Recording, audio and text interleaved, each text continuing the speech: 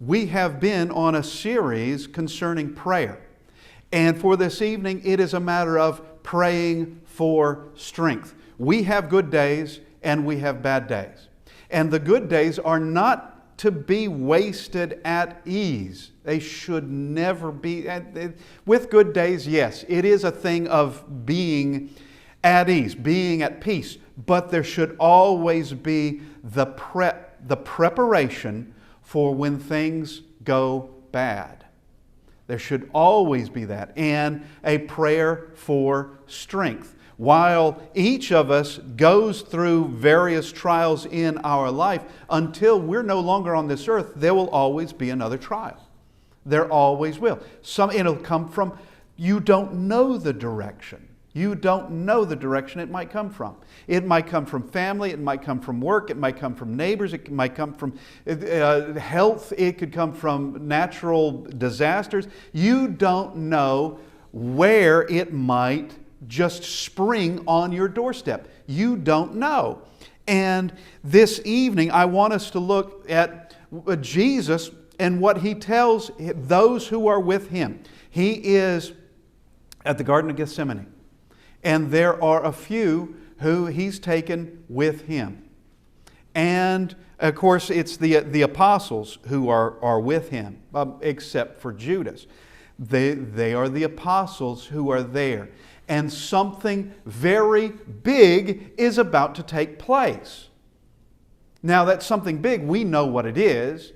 And the apostles, they've been told specifically what's going to happen, and at times they have discussed it among themselves, worried about it.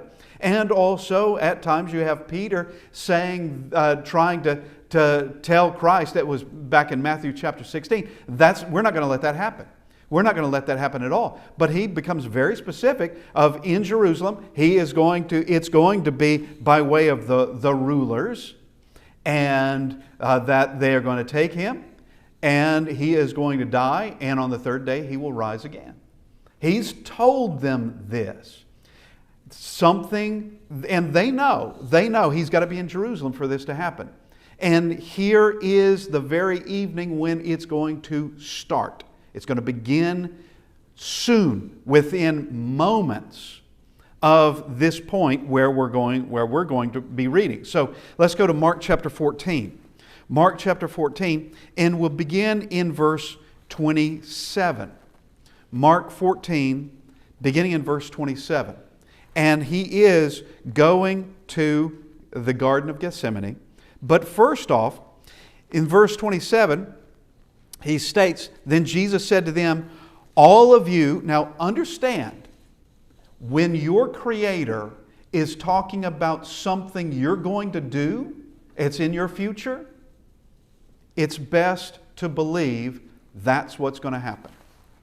When He's the one telling you, when the Son of God is telling you, all of you will do this, you want to listen. Now this, I'm not belittling the apostles, because I don't know that I would have fared any better. Now, I couldn't have fared any better with them if I were in their place. I couldn't have. I wouldn't know what I know today, and I know what I know today because we're given the entire New Testament. They didn't have it.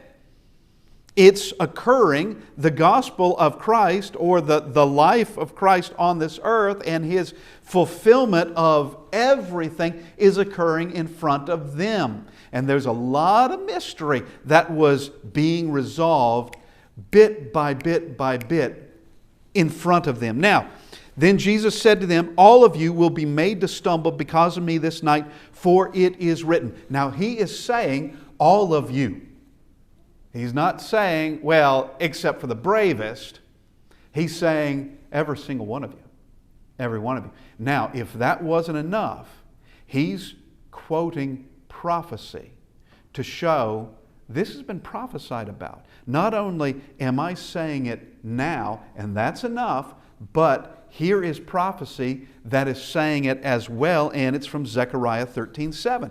I will strike the shepherd, and the sheep will be scattered. Did the apostles know that verse? No doubt they did know that verse. Did they understand what that verse truly meant? I would say no, they didn't. Not until now that it would be applied that, oh, we're the sheep, He's the shepherd.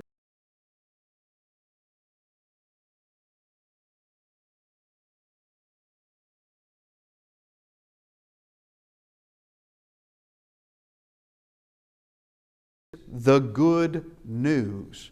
But after I have been raised, this true. This is just as true as what we have in verse 27.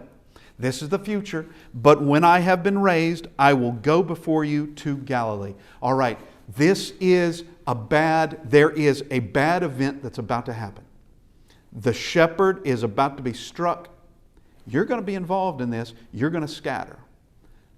But after all this is over, I'll meet with you in Galilee. After all this is over. Okay. And now, that's a little perplexing because, for them. Now for us, no, because we grew up, in the New Testament was written long before we were even born. But now we have verse 29, and here is Peter with this self-confidence and self-assurance. That's doesn't know his future. He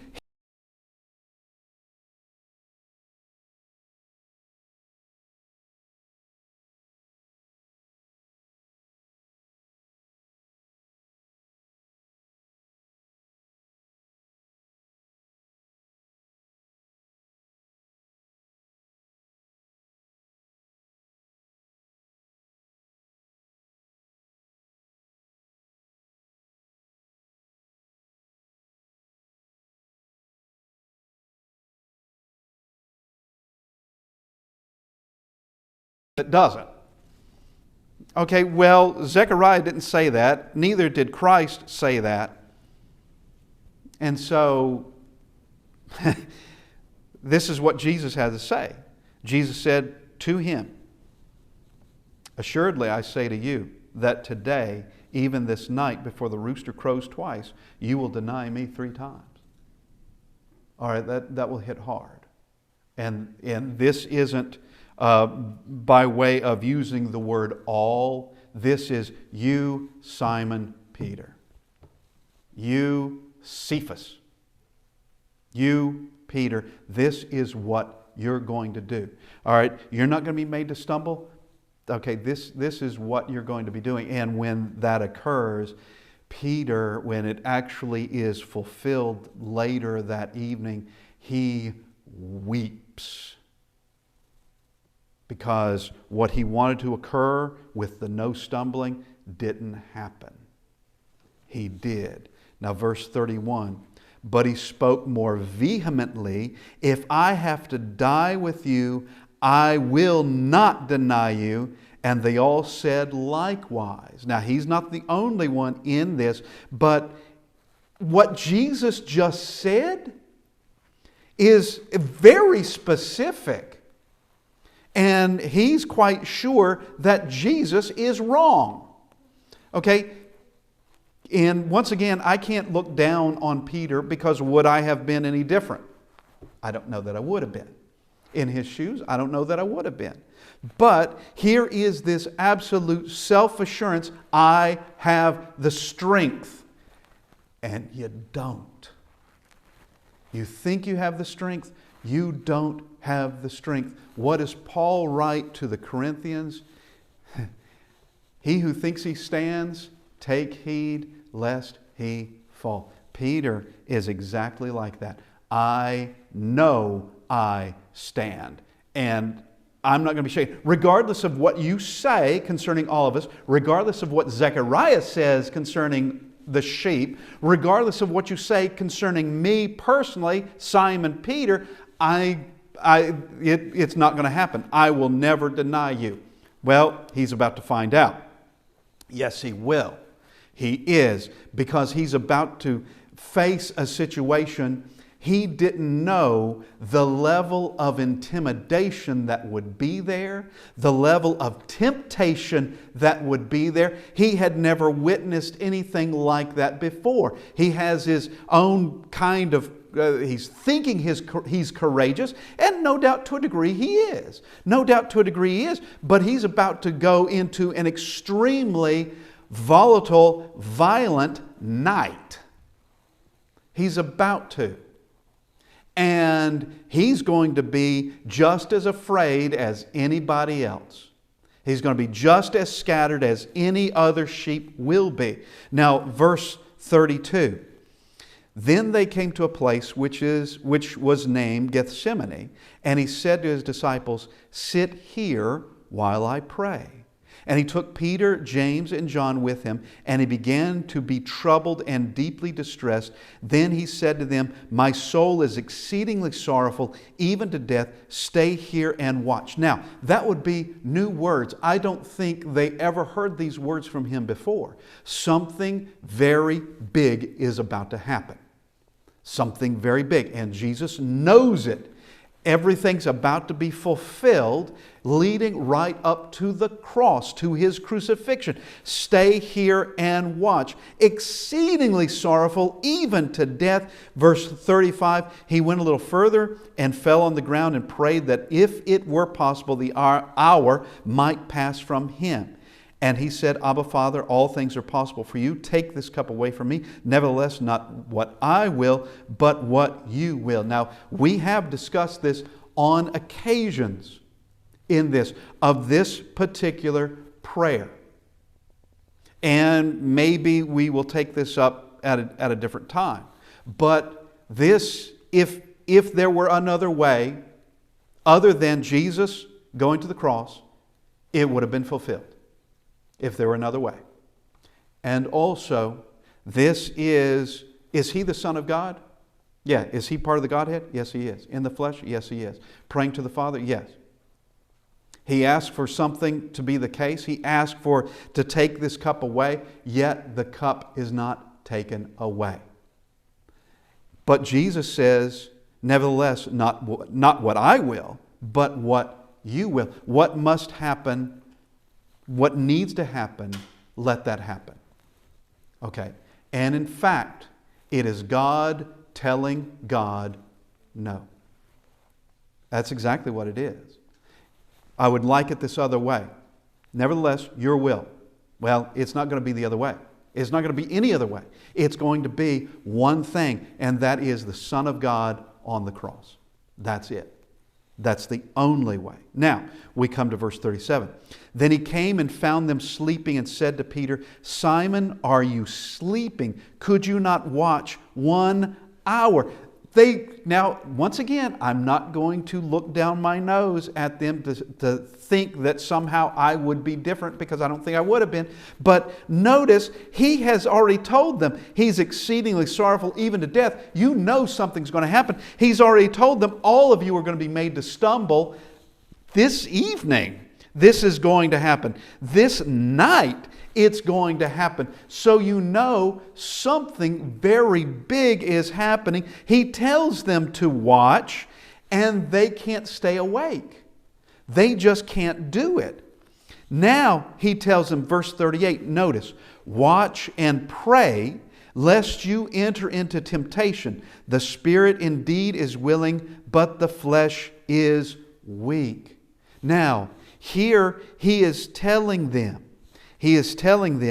you watch, you prepare, you pray for strength. This is your time. This is a time this is that quiet before the storm.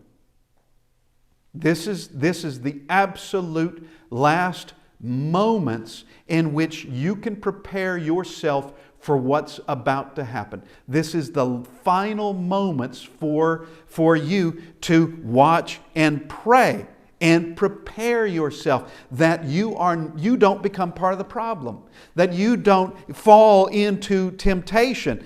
And he says the Spirit's willing.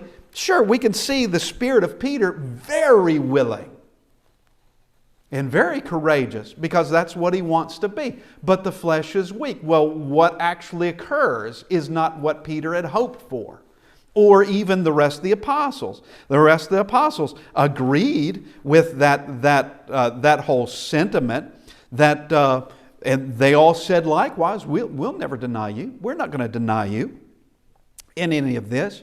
All right, so here is this final word of prepare yourself, because something you've got a hammer that's coming down on the anvil, and it's coming down hard. You're sitting on that anvil.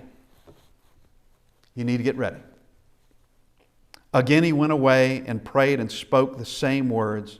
And when he returned, he found them asleep again, for their eyes were heavy, and they did not know what to answer him. Okay. Now, let's go to, we can just go to verse 50, actually. And when all is said and done, when they come and arrest him, we see, then they all forsook him and fled. Did Zechariah get it right? Yes, to a man. He got it right. Did Jesus get it right? Yes, in everything that he said. Now, let's go to Luke 22. Luke 22. And we see just a couple of things here from Luke 22. Luke 22, and we begin in verse 39. Coming out, he went to the Mount of Olives. Okay, so that's Gethsemane. As he was accustomed, and his disciples also followed him. When he came to the place, he said to them, pray that you may not enter into temptation. Here is this same sort of words to prepare them. Get yourself ready, because something is about to happen, and the sheep are going to scatter because this event is occurring beginning this night. All right. Here are our final moments. Pray that you may not enter into temptation. And so here are these moments of calm when this can be done. Because from this point, it will be in the midst of temptation. It's going to be in the midst of turmoil. It's going to be in the midst of all this intimidation and chaos and not knowing what is actually happening. Everything looks like it's being turned on its head. And the Messiah is, in fact, being tried. He's being scourged. He's being mocked. And he's put on the cross and then put into a tomb. That won't knock the wind out of you? Yes, it did. Yes, in fact, it did. Pray that you may not enter into temptation, because the next number of hours are going to be hard.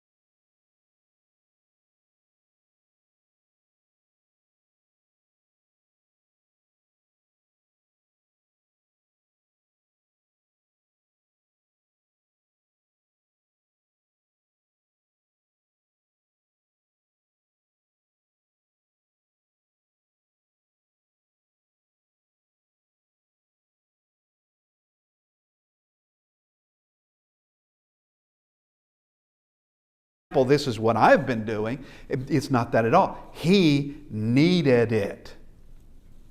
He needed it. When he's talking about sorrowful until death, when he's in this agony, being in agony, praying more earnestly and sweating profusely, he is in emotional distress. So what does he do? He prays for strength. That's what he does. That's what he does. He's not arguing with God. He does ask that this part, but he doesn't argue with God. Your will be done, but I need the strength. Your will be done, but bring me through it. Help me through it. Which is the perfect example. Now, let's go to Matthew chapter 26. Matthew chapter 26, and beginning in verse 40. Here we have them. This is at Gethsemane. It's the same event. Verse 40, then he came to the disciples and found them sleeping and said to Peter, what? Could you not watch with me for 1 hour? He's saying this to Peter, that Mr. I'll never deny you. Mr. Everybody else will fail, but I won't. All right. Here is Peter. He can't stay awake either. And we have verse 41, watch and pray lest you enter into temptation. Once again, the spirit indeed is willing, but the flesh is weak. And he's saying this to Peter. Yeah, you want it one way, but your spirit wants it one way, but you may not behave that way. It may not turn out that way for you. Matter of fact, Jesus has been very pointed that it's not. It's not going to be the way your spirit would want it to be. Okay, now verse 42. Again, a second time, he went away and prayed, saying, O my Father, if this cup cannot pass away from me unless I drink it, your will be done. And he came and found them asleep again, for their eyes were heavy. So he left them, went away again, and prayed the third time, saying the same words. He needs it. Now, verse 45. Then he came to his disciples and said to them, are you still sleeping and resting? Behold, here is, time's up. Behold, the hour is at hand, and the Son of Man is being betrayed into the hands of sinners. Rise, let us be going. See, my betrayer is at hand. Okay. The time for prep, the time for prayer for strength, the time of preparing for what is about to occur is over. It's happening now. The clock has gone to the hour, and it's happening now. My betrayer is at hand. Now, for someone, I don't know everything about Peter, by no means, and I don't pretend to. But I'm just going to go by what is given to us. Someone who has that kind of confidence, it's misplaced. It's completely misplaced. The fact of the matter is that let's just go back a little bit in this of where Jesus tells his apostles, one of you will betray me. And each of them asks, is it I? All right, that's very interesting, because it doesn't say that Peter says, I don't care about what the rest may do. I would never betray you. In that instance, he is one of those that says, is it I? Well, what does that mean? That each of them should have known or should have realized that they could be his betrayer as well as the next fellow, as well as any of the other 12 or the other 11. That any one of them could be it, because Jesus says it's one of you. Well, is it going to be me? They don't cast their eyes on Judas and say, well, we've known it's Judas all along. They don't say that. Nor do they, though I've had my suspicions about John all this time, or Simon the Zealot.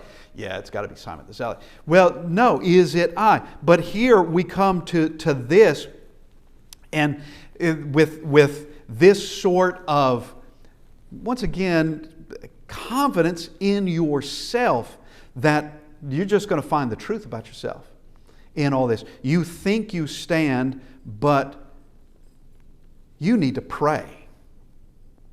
You think that you're on firm ground, but Jesus has been encouraging them to pray.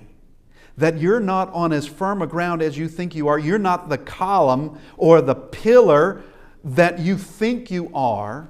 You're not the rock that you think you are. You need to pray just like everybody else, just as Jesus has been praying, because there's no one greater than Him, no greater pillar or ground of the truth, no one greater than Him, and He's the one praying.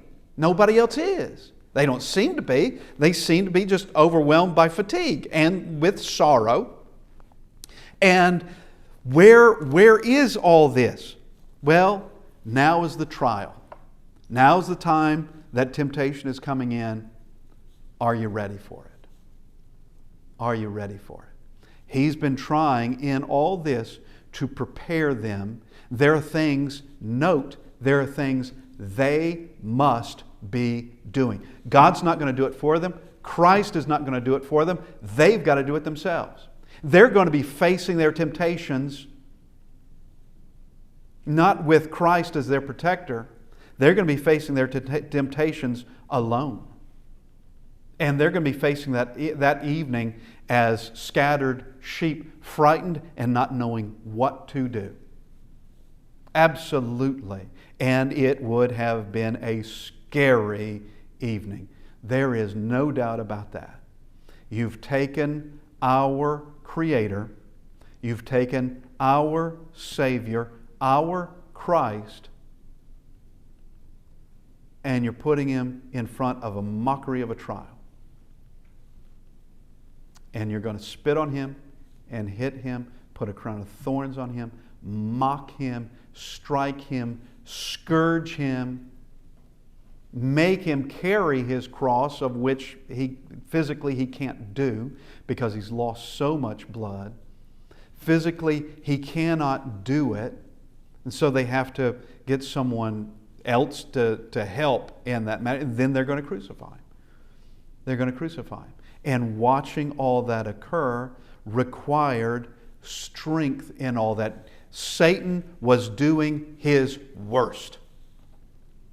Satan extremely active in all this, of pulling little strings here and little strings there. And you think that he was going to leave the apostles alone? No way is he going to leave the apostles alone. He's not so busy. He's not going to do that. Now, we come to us in all this. If Christ has to pray for strength, you know, there are things that are going to happen in our life. We may think we've seen it all. But it's like, oh, you've seen the thing of, you know, as a T-shirt I saw, it says, no, I can't act my age because I've never been this age before. And well, in that, you know, that's the truth. Let's just say you're 90 years old. Well, that's the first time you've ever been 90. Okay, that's the first time you've ever been 90.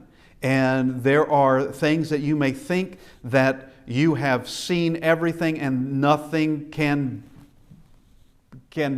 be worse. You can't say that. You can't say that. There are things that come our way